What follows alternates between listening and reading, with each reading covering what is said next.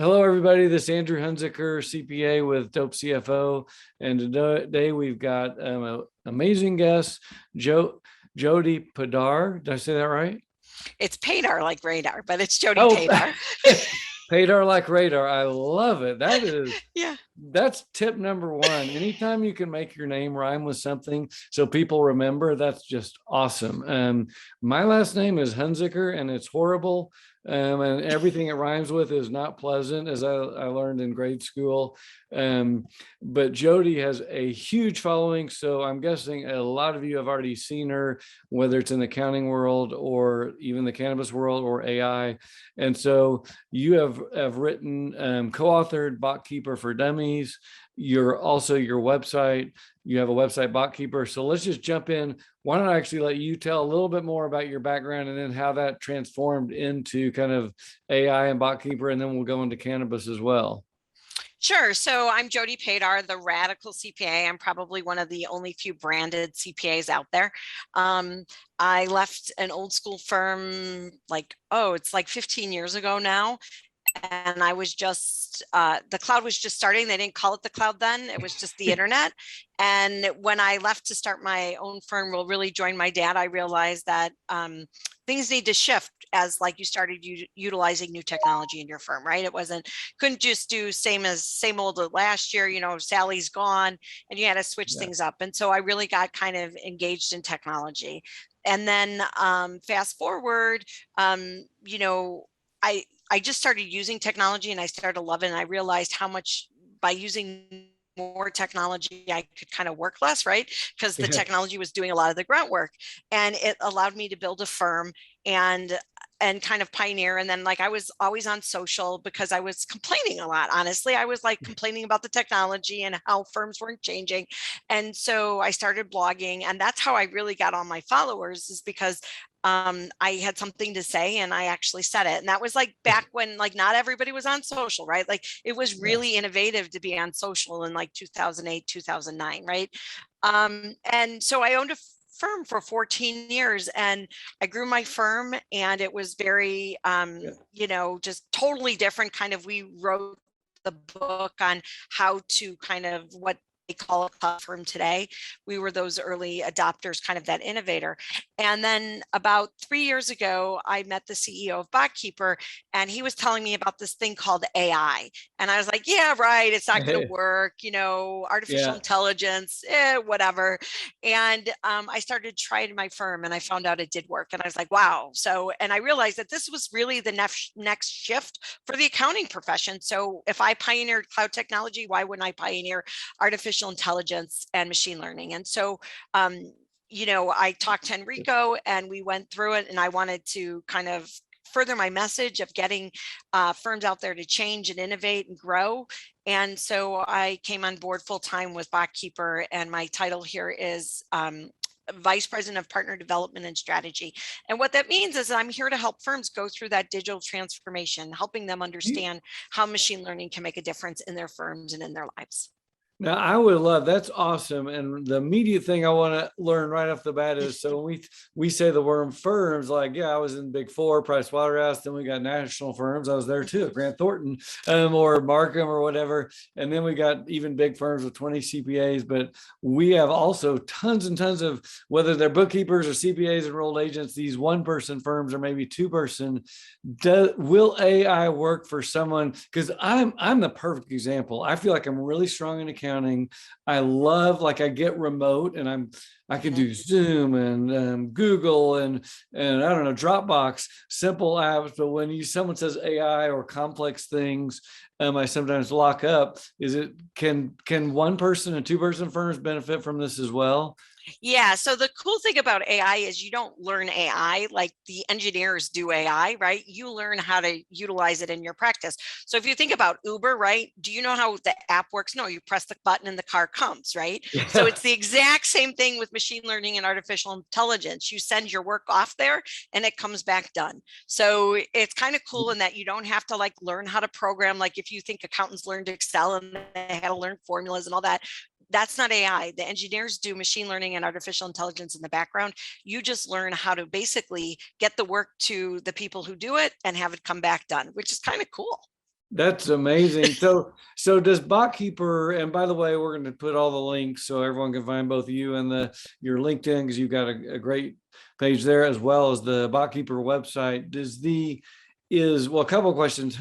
Have you all been around a little bit? So you're not in year one, which I'm pretty sure that the answer is no, but also the what was I going to ask? Oh, the types of customers. Are you all only serving accountants, or does Botkeeper serve lots of industries?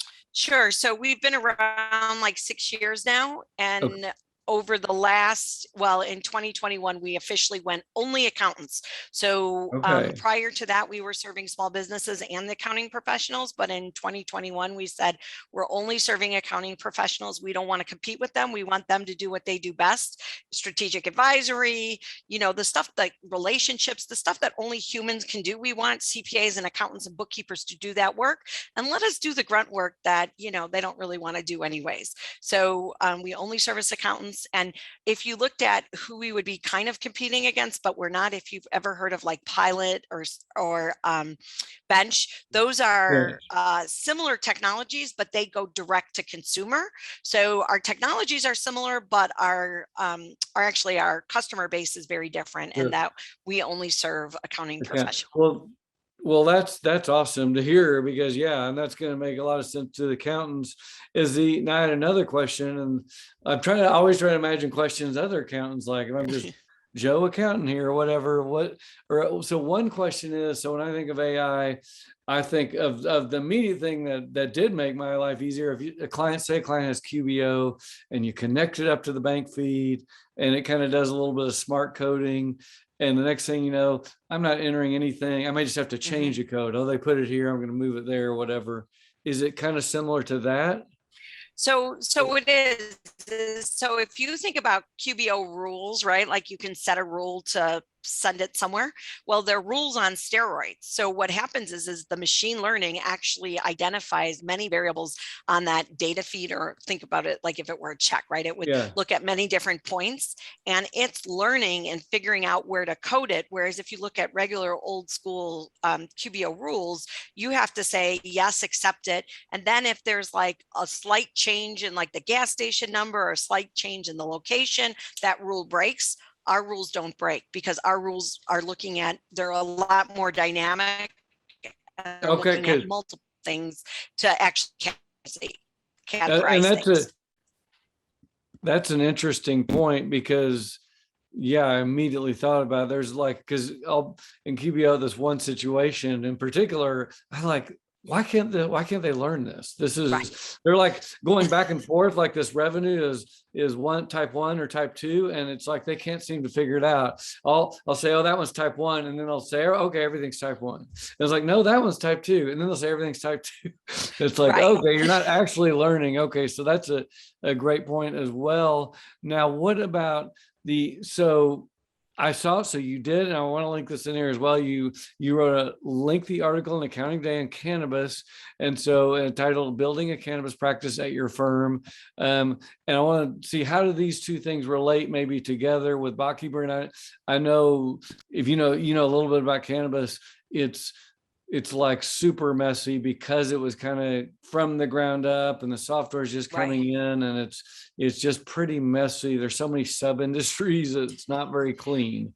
So the reason I think cannabis and AI or machine learning go together is because they're innovators, right? If you think about who went to the cannabis accounting market first, they were the people who were willing to take the risk. They're willing to kind of figure it out as they go along. Those early adopters, they have a certain thing in their DNA, right? Now things are changing now with cannabis now, because I think it's becoming a lot more traditional, or I don't know if it'll ever be traditional, but it's becoming a lot more established, right? But if you think about who went into that industry first from the CPA space, they were the innovators. Well, the same thing is happening in the artificial intelligence and the machine learning space, right? It's like the innovators are saying, look, I know this stuff is coming, and I want to be here. I want to be first in this market, because I want to utilize it. I want to be profitable. I want to be there before everyone else in the CPA space catches up, because I know that that's where it's my opportunity to grow and make more money, because I'm going to be first to market. I'm going to be there first. That's what it's the same DNA of the personality type, But aside from that, where I think AI and machine learning cross over to cannabis is there are a lot of cannabis practices inside of firms, and they, because they're cash based now, when the banking law changes and everything's online, it'll be a lot easier. Our artificial intelligence works with bank accounts. So as long as you have a bank account, it works. Now we know, like, depending on the state and all that, there's a little bit of differences with cannabis, but many of those cannabis practices sit in bigger firms that have other work.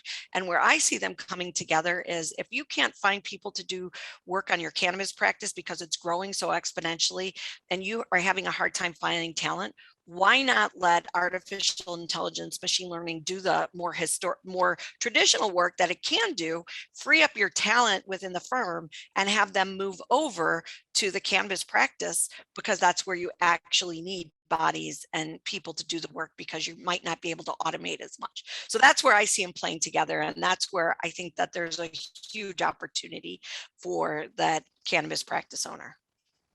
Well, that's awesome to hear. And yeah, and you're right. A lot of people are, I think, I mean, just the people in our program that I talk to that are joining into this space, as I get that, like, yeah, I don't want to miss out. I want to be in early, and I don't want to, and then I'll talk to someone more old school. They're like, oh, no, I'm not getting in there. And it's not really only an age thing, because we have a lot of people actually in their 60s. It's mindset. So it's mindset. Yeah. So it's just, but some people are just like, they're like, no, I'm not ever going to touch that industry. So this is, it's just so cool what you're doing. And even thinking, how about one question on that? This is more of lifestyle. So you've been in firms and had your own firms and built your own firms, but now you're kind of working at a software company, which sounds super cool and fun.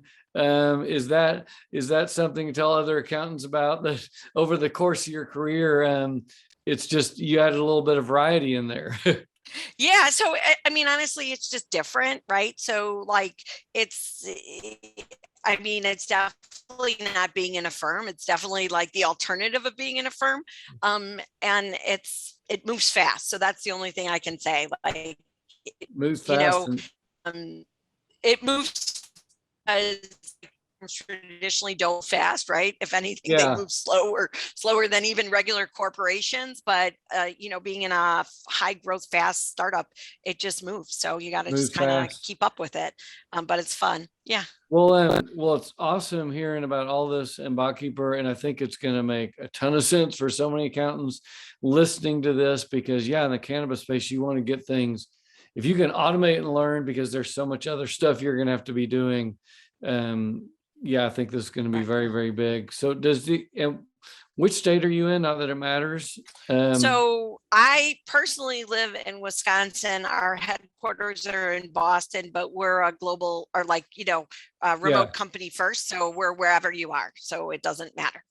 And by the way, this ties into the theme of remote, which so many have been going remote, and even after COVID, even more, that just, anything that helps the remote worker save time is huge, because time is hard in this day and age. And some things like social media is another thing we talked about, like that. We didn't have to worry about social media 20 years ago, but now we got to allocate time every day to, whether we're posting or answering questions, or engaging or keeping up. It's like, oh, we didn't used to have that. And people asked me what we did before email, and I was like, I can't even remember what we were doing in the 90s. I guess we were walking to each other's office and the phone, right? Yeah, I had a phone in my office that wasn't a cell phone. And people actually listen to voicemail. Now nobody even listens to voicemail. I mean, think about how things have changed. So they're changing, and I think it's just awesome that you're on the cutting edge. Well, I think, is there any last message you want to give to accountants out there, and cannabis or otherwise? We have lots of accountants listen to us. So I think the big thing is about capacity and lifestyle, right? So there's technology out there to give you your life back. So if you're used to working a bazillion hours a week because you haven't thought of a better way, pause, right? Go a little bit slower so you can go fast. And I know it's easy for me to say because I haven't been in tax season for the last 20 months, but in reality, there are a lot of technologies out there to help you kind of get rid of that grunt work so you can actually do strategic advisory. You can do like cannabis, you could build growth. You could go build a practice. There's all these other things to do. And what holds accountants back is they're so caught in the rat race of doing the work and realize that there is technology there today to help you to do that work so you can actually do what you want to do and have the lifestyle you want to have. And I think that's probably one of the things that attracts people to, the cannabis niche. But I mean, really, you should be able to have a lifestyle and work when you want to work, how you want to work, and don't feel that you have to work 80 hours a week as an accountant anymore, because it's just not true. The technology will do the majority of that work for you so that you can, have a real life. Have a And that, I life. mean, yeah. Well, that's awesome. Well, thank you so much for being on the show. Accountants, I would encourage you to investigate botkeeper.com.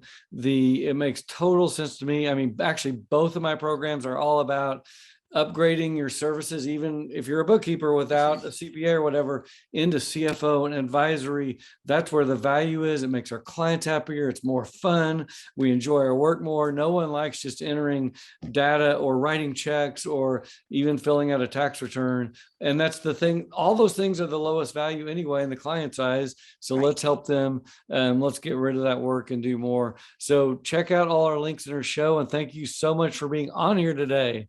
Awesome. Thank you.